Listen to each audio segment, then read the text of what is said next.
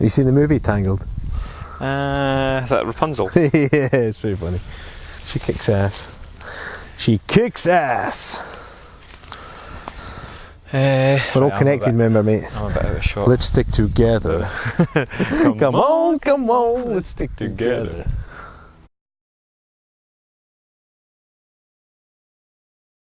Right, so it's exercise for beginners, and this week...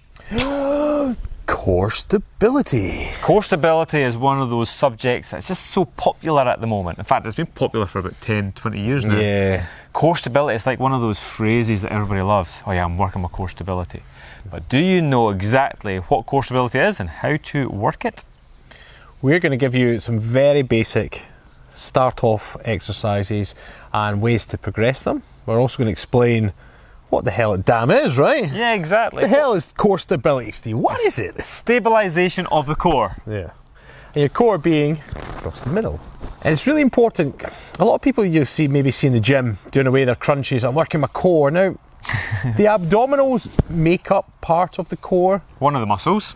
So they're not exactly wrong, but they're not bang on either. Yep. Because a contraction isn't exactly what the core... No, a crunching movement is actually quite an unnatural movement. You wouldn't do it very often, thousands of years ago, other than sitting up from when you're lying down after a sleep. But the core refers to the abs, yeah, certainly one, the obliques, which is another one, but these are sort of prime movers. What we've also got is the transverse abdominis, which is it's like a big corset type muscle, so it's kind of like basically holds all your organs in place. You've got all the muscles up your spine now. For each vertebrae that you've got these little muscles that attach to one another coming up your spine. Now that makes up part of your core as well. You've got to have stabilisation of the spine, which equals part of the core. So basically, when you go to do any movement in life, any push, press, whether it's above the head, out from there, whatever you're doing, your core will very quickly stabilise to give you a pressure to push from. So if a weightlifter's got a big heavy bar and he's pushing up, if this was not firm, he would flop like a bit of jelly, okay?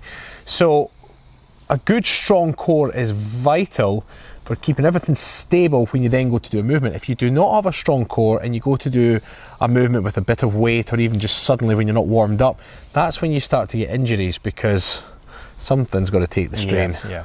So there was a study done on the typical crunch, okay, typical sit-up, and also a deadlift. Now a deadlift is just picking a bar up from the floor into a straight position.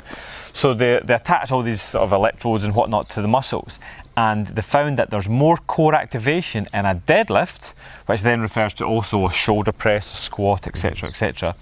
There's more core activation in the big compound exercises than there is in a typical crunch, which when you're specifically moving that area. Mm-hmm. Okay, so it then makes more sense about everyday life when we are pushing and pulling, maybe opening and closing doors, getting on and off buses, being blown over on the wind. You have to have that strong core in order to maintain your position and to avoid injury. We're laughing there because we were talking beforehand about what we want to say, and when the core is activated and what it's responsible for. You were like, yeah, blah, blah, blah, blah, and especially if you're getting blown over in the wind. I was like, how often does that happen? Those are daily common occurrences in Scotland, you see. But no, you actually do get some older generation people, that's my polite way of saying the old folks, who do actually get blown over in the wind, a big gust of wind, and they don't have the stability in the core and the legs, and they get blown over and they fall over and hurt themselves. Right. So really important, first of all, is to understand what the core does, which we've explained, but then starting to work it very gently. Depending on your fitness level and your strength, then we can look at certain movements that will work the core to varying degrees. As we did in our first video as part of this series, which was the squat, we gave different variations, and we encourage you to work to whatever level you can manage mechanically and build up from there. So again, with this workout today, we're going to show you different variations. You find the one that fits, and then make sure you make a plan with that. And when you've made that plan, you stick to the damn plan. Oh, I thought you were going to turn around. You can tell we just do these off the cuff, right?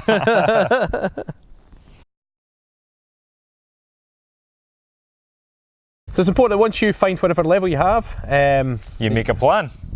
And when you make that plan,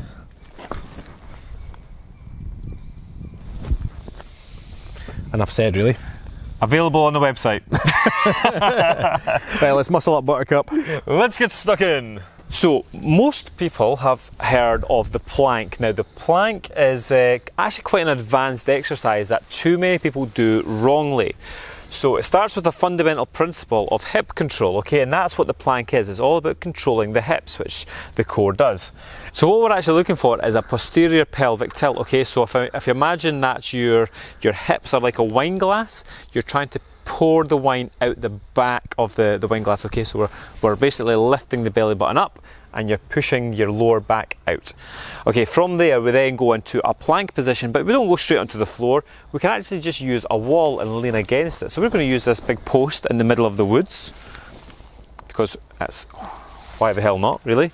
Okay, now I know that Rab's got a strong core, so I can actually push on his lower back and he's going to resist against me. Okay, now depending on how strong you are, and again you always take it to your own level, we can then work down the wall or the post to make it a little bit harder and move your legs slightly further away so that you're basically coming slowly further and further over. If you get to the height of, say, a worktop, you can then actually just use a worktop or a chair and you actually keep working your way down and down and down. There's actually a little wall behind us, and can we use that? Yeah, sure. The problem with a wall is you can actually slip down the wall, so you kind of need that solid surface as well. And I'll just bring you closer. So once again, I'm almost in the bush. You in the bush? Right, the camera's a little bit squint on this one. There you go. Okay, so we found a little wall in the woods as well. What we're looking at now is again the same position, and then we can actually work down onto the wall a little bit lower, again depending on your own core strength. The most important thing is this lower back stays pushed up. Okay, more often than not, if we ever go to a gym, what you find is in a class, okay, full of 15, 20, even 30 people, what you find is everybody's lower backs are sort of really dipping in, and the instructor will typically say hips up, but the bum comes up, but the lower back goes down, okay? You end up with a big, massive dip in the lower back. We do not want that. We want to maintain a strong core, so keeping the lower back pushed up. Again, if you find it easy, which Rab obviously is, we move slightly further down again into a lower position. Okay, so now you can see Rab's body is becoming more and more horizontal as he works his way down. So, did you just knock that wall over? Didn't know my own strength. Oh, shit. The wall is done. Right, so this time we're going to go into the full plank on the floor. We know Rab is strong enough for this, but as always, it's the lower back that's the most important thing. So we can start on the knees if needs be.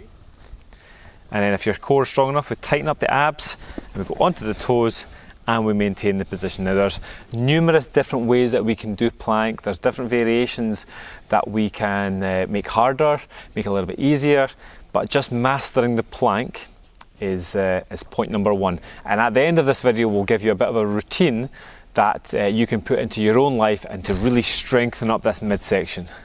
Okay, some of the next exercises we're going to bring in involves a bit of balance and proprioception. Okay, so the core's heavily involved in maintaining balance. So every time you, let's just say, as we're going to describe here, we're going to stand on one leg. Every time you lose your balance, your core is constantly flexing and relaxing to try and get that balance again. So we're going to work on that. Just a very simple exercise. So the first one, you're going to stand. Now, if you're a bit unsure of your balance, we suggest doing this with maybe a chair either side you, or a surface that you can grab, something that you've got a bit of a safety net just in case. Or you can have your very own Rab. Your very own Rab. Right, so for the first one, I'm going to just get you to put the foot out in front and hold there. Okay, now, different variations we can do. Once the leg's out in front, if this is easy, another one you can do, you can try closing the eyes. Ooh. Okay. Now I'll get you to open the eyes again. Now keeping the leg out in front again. Stephen's core is constantly flexing and relaxing there just to keep him balanced. What we can then do is bring a little bit of movement into it. We can use the arms. So with the arms, just create little circles with the foot out in front. And by creating a little bit of movement, it's making his whole body a little bit unstable, so his core having to work harder. And then just to polish that one off, close the eyes with the movement. 5, 4, 3, 2, 1. Now again, that'll work the quads as well, but ultimately we're just focusing on the core just now. So that's the leg out to the front. Then we're going to progress and we're going to take the leg out to the back. All right. And again, you could do the same function again, closing the eyes, arm movement, but we're going to progress into a more advanced move, okay? So it's a one-legged kind of Superman pose where you're going to come out. Turn to the side for this one. Okay, so the leg's going to come out to the back, okay? Clasping one hand over the other, stretching the arms out in front, Superman style. He wants to get over as horizontal as he can, which he almost is, bringing the leg up at the back.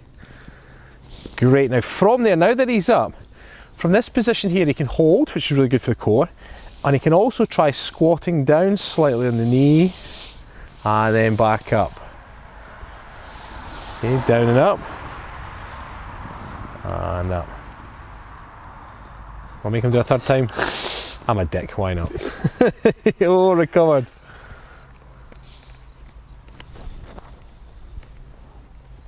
Oh, no good. So that's just some very, very straightforward moves you can use for balance and proprioception. Again, we'll put them together in a mini routine at the end for you. In case you haven't heard of proprioception, proprioception is your ability to understand where your body is in space and time. The quick example of that is if you put your hand behind your back, the people say it's your sixth sense, you know, it's your sight, smell, hearing, whatever.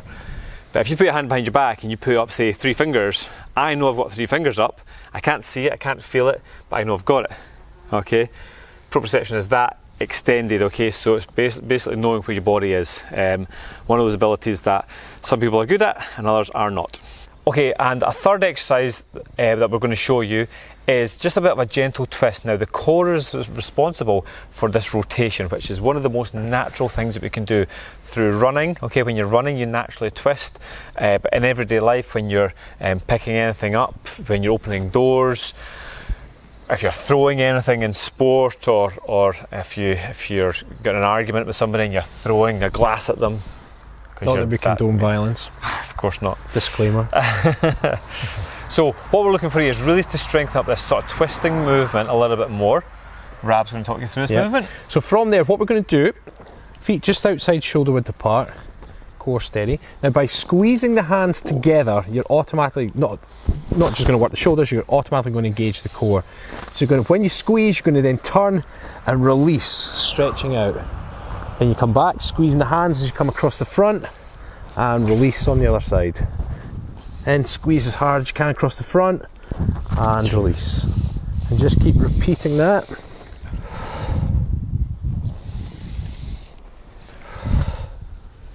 Now this one can actually be used as a bit of Tai Chi as well. Okay, now if you believe in this type of thing, going with your breath, breathe and then breathe out as you push away. It's going to do 2 things. Breathing out and forcing a breath out actually squeezes the abs a little bit more. Okay, so double thumbs up for that one. But also with the mind, you're actually pushing away negative energy. Bring in the good and push away the bad.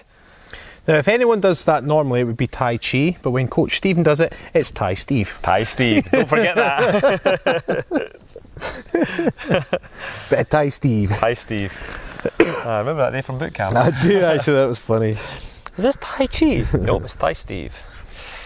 Right, so as usual we're going to put into a little routine for you. Now this routine is going to be a 15-minute routine. Quick 15-minute routine, anybody can do it. What we're looking for is you've got your 3 movements, okay, so you're going to plank to your level. That's really important. Take this to your level, whether it be upright with your hands against the wall or all the way down to a full plank. We're going to do 1 minute of your chosen level of your plank. chosen level. You're then going to move on to straight into no rest, either leg out in front, behind, or indeed all the way over. Again, you choose your level you find manageable, and it's a minute each leg. Minute left, minute right. And then we move on to the last exercise, which is your squeeze and push with your breathing. Your Tai Steve. Tai Steve. A minute of that constantly. Then take a rest for a minute. Repeat times 3. There we are. 5 minutes per circuit, 3 circuits, 15 minutes. Everybody can do it every single day. And remember, if come the third set, we're going to take your plank for example. If by the third set you're tired and you have to change your level slightly, that is completely okay. But just make yourself a personal goal eventually of completing the full circuit using the same level all the way. And when you've done that and it gets easy, progress the level. And when you've got all the way down to full plank for 3 sets a minute, plus over Superman, 3 sets a minute each leg, plus Thai Steve for 3 minutes, you're ready for a more advanced program. Exactly. Yeah. You're no longer suitable for the beginners to exercise. Because you're too damn advanced. So when you embark on one of these beginners programs, it's very important that you make a plan. But when you make that plan, you stick to the damn plan. Sounded like Macho Man. Oh yeah! Oh yeah, stick to the damn plan.